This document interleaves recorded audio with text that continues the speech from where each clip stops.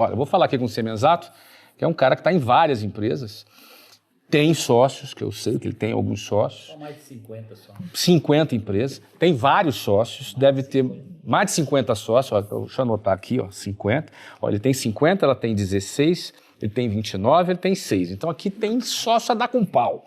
Só que ele tem uma coisinha chamada franqueado, que é um quase sócio. É isso, é um pseudo sócio. Ele tá ali. Às vezes ele se acha mais sócio até do que verdadeiramente é. Não, às vezes ele te acha teu patrão.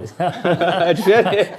Na maioria das vezes. E como é que você escolhe Flávio, sócio? Você que está em 50 empresas, como é que você escolhe? Eu quero colocar se você me permite, fica à vontade. Colocar uma pitadinha, descer um pouquinho pro chão da fábrica, tá. Porque é para falar um pouco com esse empreendedor que está começando e ele deve estar se perguntando assim, ouvindo agora, mas espera aí, é bom ter sócio ou é ruim ter sócio? Então, assim, esse é um passo atrás, boa. Estou tentando dar só para a gente conseguir falar com esse pequeno empreendedor, isso. Tá? E quando eu olho para esse pequeno empreendedor, que eu fui um dia, né, e que eu trabalho diretamente com eles hoje, quando na sua primeira franquia, eu olho para a minha primeira fase do Semenzato como empreendedor. Eu fui buscar 4 sócios. Não me pergunte qual foi o critério que eu utilizei. Provavelmente foi o critério da proximidade, foi o critério da oportunidade. É um gerente de banco que estava se aposentando, eu sabia que ele tinha uma veia comercial, ele tinha um pouco de dinheiro. Foi minha primeira sociedade. Então você está sendo escolhido para ser meu sócio em São José do Rio Preto. Fui buscar outro sócio em Bauru, você vai ser meu sócio em Bauru. Você em Marília e você em Araçatuba. E fechei a rota no entorno de Lins. Foi assim que eu comecei. Deu muito certo.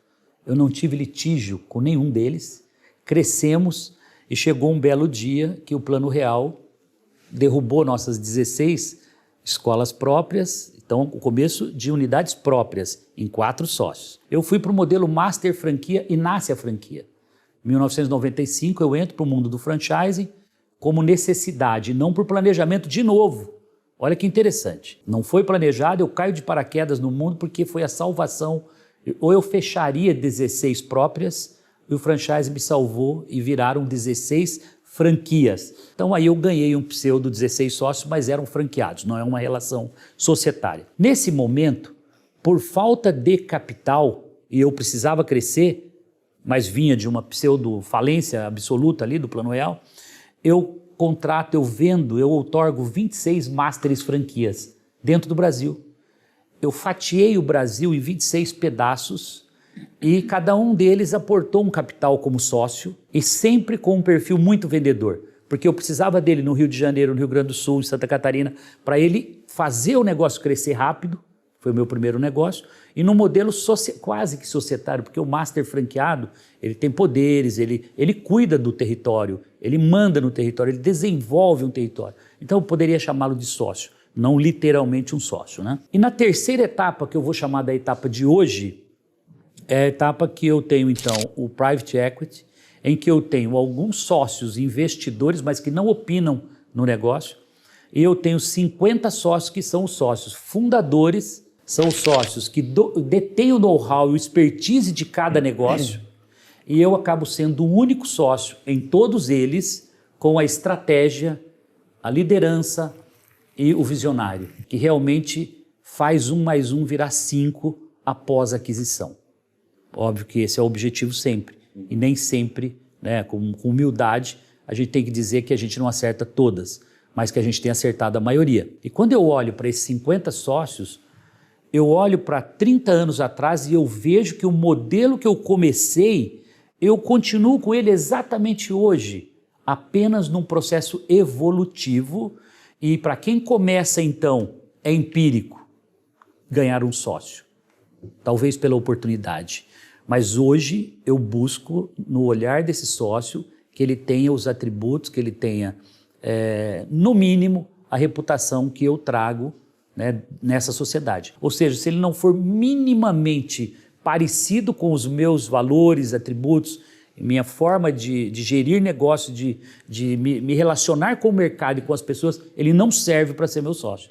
Então essa régua subiu muito ao longo do tempo, com a minha maturidade. Acho que esse é um exemplo que a gente pode deixar para o pequeno empreendedor, que no começo Não dá para ele ser muito absurdamente seletivo, mas que na linha do tempo, se ele crescer, ele vai ter que se tornar muito seletivo, porque o problema que eu poderia ter lá no começo me custaria talvez zero.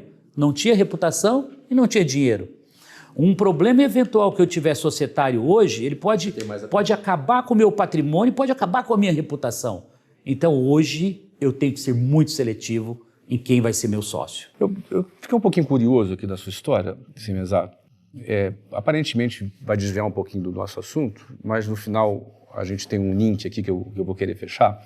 Tá. Você falou que quando entrou o Plano Real em 1995...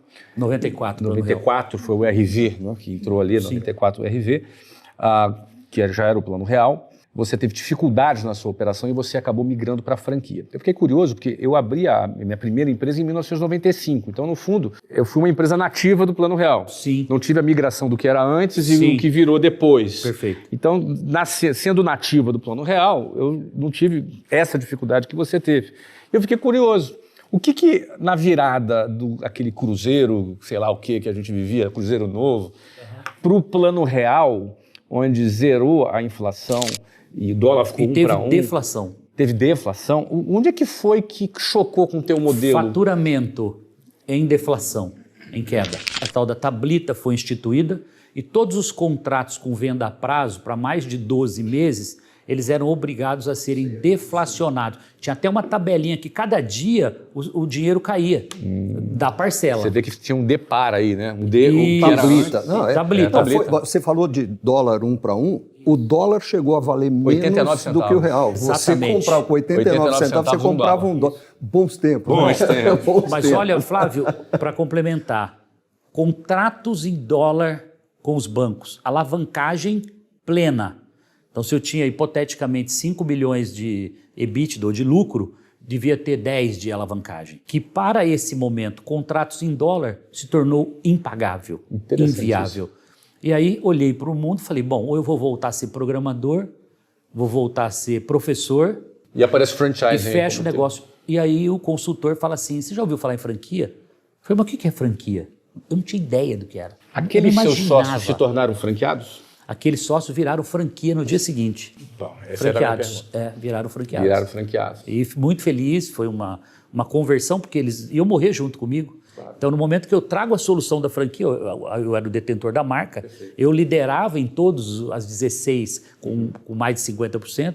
Então, eu obviamente, não vou falar obriguei, mas eu liderei o processo e falei, vamos se salvar e seja franqueado que você vai ser feliz. E aí ele assim comprou a tua parte? Ficaram com as 4 unidades, né, como franqueado, né, com participação, e os sócios, obviamente eles aportaram dinheiro nisso, comprando computadores, e 5 anos para pagar essa dívida, tá? Porque era impagável de imediato. As 16 escolas não valeriam o dinheiro de fazer a quitação daquele passivo. Foram 5 anos trabalhando para pagar esse passado aí.